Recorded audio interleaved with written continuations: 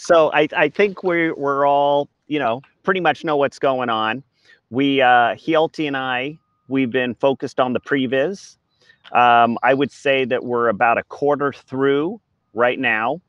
We're obviously, like any story I've ever worked on, there's going to continue to be little tweaks that you encounter in every different process in production.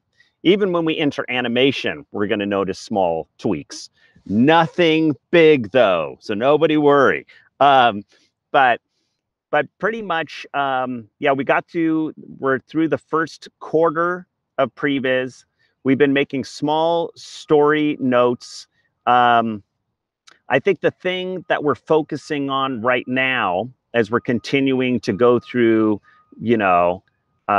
just setting up the shots, we're not really diving too deep into the cinematography yet, but we are looking at how to be able to up the spritiness of our little creatures. So we're trying to see how many extra cute gags we can add in for these guys that are going to be sight gags. And also, we've been thinking about how to be able to really make it totally clear to the audience that the main goal for sprites is to take care of nature, to take care of the animals, the insects. And so we have been thinking about different sight gags that we can get in to be able to communicate that and also boost up the entertainment. But then in the meantime, while we've been focused on the story and the previs, it's been fun to be able to see all of the work you guys are doing with the characters, with the environments, with the assets, all that stuff. But everything is going great. I'm really excited. Every day is like a fun,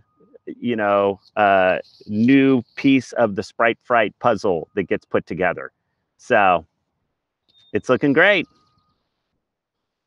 So this week, the plan was that I would start with the hair grooming for Rex, the first character that was retopologized and is now mostly ready.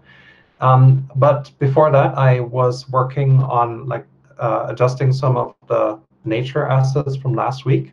The ferns, which there were some remarks that it doesn't really, like what we had there before, it doesn't really look like a fern.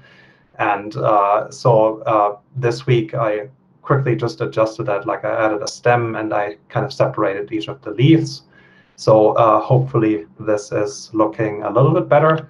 I tested that in an environment, just putting everything together that I currently have with the bushes and some of the mushrooms. Then I continued to work. First, I just did a lighting setup for the look development that we can use to do all the material and shading tests from now on. So this includes, it's basically a file that contains all the characters in T-pose with a turntable and then just a light turntable. And the idea is that we can kind of analyze all the characters under the same lighting conditions, and we can easily link and append that into other files. Like Simon can put it in his shading files, and I can put it in my grooming files. And hopefully the conditions should be all the same. And then I started grooming, and thanks to the help from Matt and Simon, who made all the pipeline stuff, all the pipeline scripts behind the scenes work. They helped me set up a file where I can do the grooming, and then they provided an update to the add-on, which works super nice. And now we can have a grooming file that also can update into the final character file, which is super great. So I started just setting up the first hair strands for Rex, kind of just following what was there in the modeling. That was the first iteration, which looks super bad. I continue to work on that, and this is most likely how we're going to see a Rex in the entire film. Like it's not really meant to be seen from such a detailed point of view.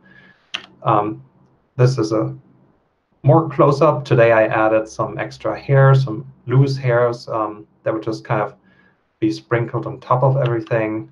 And yeah, so I think I also rendered a turntable of that. This was from last night, and so this doesn't contain all the loose hairs, but maybe it is giving you a good indication of how the hair might behave under different conditions.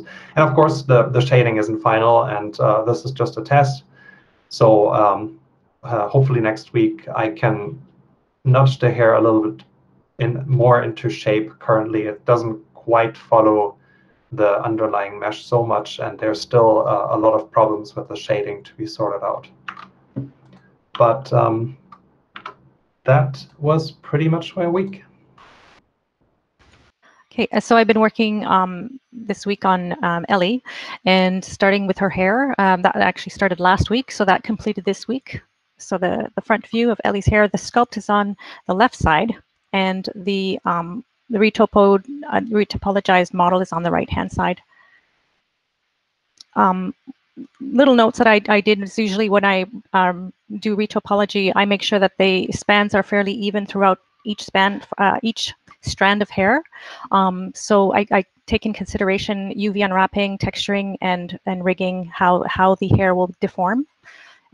Here, the strands are spaced out more evenly so that they can have more of the, with the hairline, that it would actually be more even. Each strand of hair would be fairly even throughout each part of the head. This is the shaded mode versus the wireframe. So in shaded mode, I make sure that the retopoed model stays very true to the sculpt. Top view of the hair. In this part here, what I did was I just nudged the base of the hair back so that it actually connects to the base of the ponytail. So there's just, minor cleanup, sweep through, and also making sure that the topology is good for the next stage, which is texturing and rigging. The back of the hair, keeping everything fairly even. Three-quarter left. Left view. Right view. Three-quarter right. And this is the this is the base mesh, the raw mesh without any multi-res and a sculpt. And this one has no subdivision. So this is just the raw mesh, just shows what happens, how I have the hair connecting to the scalp. On Rex, the iris, there were shapes that were done from the default. You see the wireframe at the top, and then this is the material view. And the iris on default on the left, in the center, the iris grows, and then on the right, iris shrinks. This is just more for hookup for rigging. And Ellie got the same thing. The iris default, iris grow, and iris shrink. And these are shape keys. Then I moved on to her body, the hands and the arm. In the top view is the sculpt with the multi-res, and then on the right-hand side is the sculpt without any multi-res, just the default like the raw mesh, the base mesh. And at the bottom is the retopo, where this is with the subdivision 2, and on the right there is no subdivision. This is just the raw base mesh, and the markers here that I have with the edges are marked in red. This is where the fingers will bend, and this is based on the rig. So I use the rig as to give me the information of where the fingers should bend, the elbow should bend. Also for the watch, I took the watch into consideration. When I did the topology, I added an extra span on the center of the watch so that the wrist can bend fairly evenly. The palm on the left side is the sculpt. On the right-hand side is the retopo model. Then her knees. The sculpt is on the left-hand side. There was no spans. What I did was took the rig that Met did and have this image superimposed on behind, and added the span for the knee, where the knee will bend, and then from there I added extra edge loops so that the knee can bend in rubber hose. The pants sculpt is on the left, retopo modeled on the right. Bottom is the wireframe. The back view. Just to show underneath that I closed the mesh, the opening. And that's the wireframe of what's happening with the leg underneath, how it's connected to the pants. This is work in progress. The handkerchief that she wears around her neck. So I'm still working on that. That's the sculpt on the left, the retopo on the right. This is the knot of, so every little bit of detail will get retopoed as well too, taking consideration the UV unwrapping. This one here, you could see that this is mirrored right now, this work in progress. So what I've done is I just modeled on I guess on our right-hand side. And then the left-hand side will have a shape cleanup. And the same thing with the bow on this side is actually the mirror of the right-hand side bow. So the next step here would be to solidify it, because right now it's just a flat piece of paper, and then just add the asymmetry back. And I think that's it for me.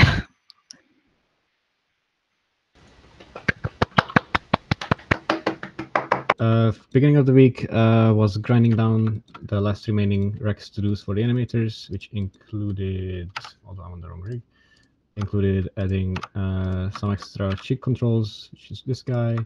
I brought in Angela's iris shape keys, and what else?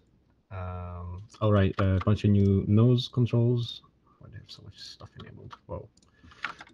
Yeah, more nose controls for Pablo, all this simple stuff, and like a million more small things like that. So to get Rex to a very near final state, there's still a few more things, but those are either complicated or things that we still need to discuss.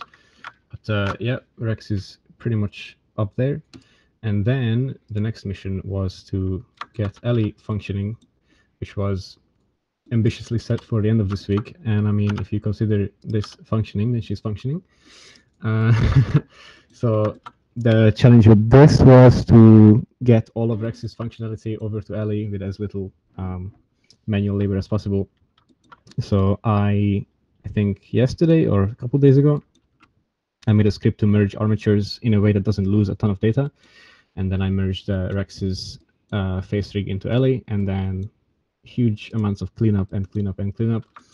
And now this is basically Rex's face rig aligned to Ellie, which, as you can imagine, is fairly non-trivial because it's a completely different face. And it's currently functioning to this extent. So it's not amazing.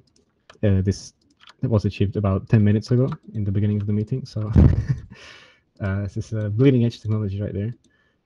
But all the relationships are still preserved, which is wonderful. So yeah, just a matter of weight painting some stuff and some more cleanup. But this now generates with no warnings, which is lovely. And so yeah, next week we'll be continuing this Ellie face rig. And wow, this eye bone is rotated totally randomly. But hey, so yeah, I think that's about it. Right. So at the start of the week, I was basically wrapping up all the leftover expression test tweaks. So these are all the comparative expression sheets. I'm just going to full screen this. There were still some notes, especially on how much the eyelids are deforming the eyes, basically, or like how much the eyelids are moving, and also some tweaks on Phil's character design, especially on how close the eyes are. And this is the new version, basically. This should have everything in there. And with this, the characters are basically approved. The sculpting is done. The design is not going to change. which means this can all go into retopology now. And I also already uploaded the files to the cloud. So for all the main characters, there should be a sculpting asset available where you can actually like just go through also different versions. And there's like also the cut hair version of Ellie and everything basically.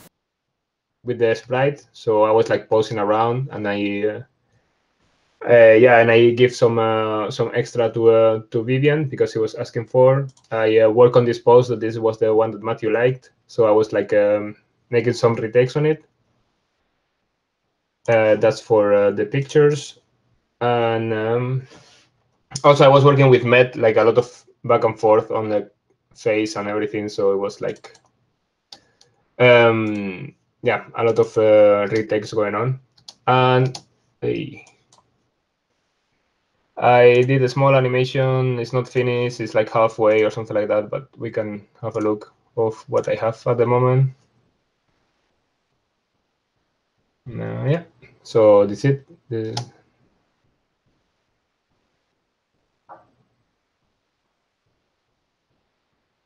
So yeah, it's like basically Rex is like hitting a cricket swing, and later he's like throwing the bat.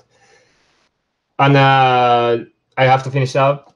So yeah, I don't know. I mean, like I know what I want to do, so that's coming for next week. So I revisited the dialogue test with Rex with the almost finished rig, and oh, there we go. So I have two versions where I tested one version on ones, which is every frame, and the other version on twos.